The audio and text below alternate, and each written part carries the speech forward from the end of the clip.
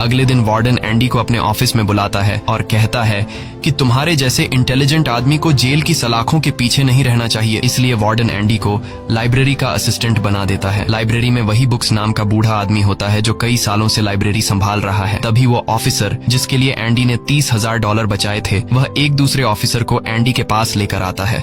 असल में उसे ITAR का मसला था जिसे कुछ ही मिनटों में एंडी भर देता है, जिस वजह से पूरे जेल में एंडी के चर्चे होने लगते हैं। जैसे जैसे साल बीतते हैं एंडी के पास काम बढ़ता चला जाता है, जिस वजह से एंडी को अपने पास एक असिस्टेंट की जरूरत पड़ती है और वो अपना असिस्टेंट अपने सबसे अच्छे दोस्त रेड को बनाता है।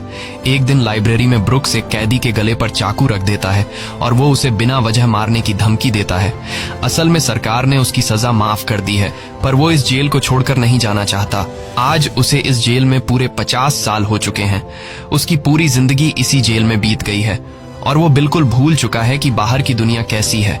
ये जेल की दुनिया ही उसकी असली दुनिया है और उसे लगता है कि अगर उसने किसी का खून कर दिया तो उसकी सजा बढ़ जाएगी और उसे इसी जेल में रखा जाएगा। एंडी के समझाने पर ब्रुक्स उस आदमी को जिसकी गर्दन पर उसने चाकू रखा था छोड़ देता है। अब न चाहते हुए भी ब्रुक्स जब जेल से छूटने के बाद बाहर आता है तो उसे बाहर की दुनिया बहुत अजीब लगती है। 50 सालों में बाहर की दुनिया की रफ्तार काफी ज्यादा बढ़ गई होती है। जहाँ सड़क पर पहले एक गाड़ी दिखती थी, अब सड़कों पर गाड़ियों की भीड़ है। कुछ दिन बाद वो एक सुपरमार्केट में काम करने लगता है, लेकिन उसका बाहर की दुनिया में बिल्कुल भी मन नहीं लगता। उसे बार बार जेल की याद आती है और वो जेल में वापस आना चाहता है। इसीलिए वो कभी कभी सोचता है कि वो कोई क्राइम करे ताकि वह फिर से इस जेल में जा सके। लेकिन ब्रुक्स इस उम्र में कोई भी क्राइम नहीं करना चाहता था और इस भीड़ भाड़ वाली तेज रफ्तार वाली जिंदगी में ब्रुक्स सरवाइव नहीं कर पाता और अपनी जान दे देता है। मरने से पहले वो जेल में अपने साथियों के नाम एक खत लिखता है, जिसे पढ़ते हुए सभी बहुत ज्यादा इमोशनल हो जाते हैं।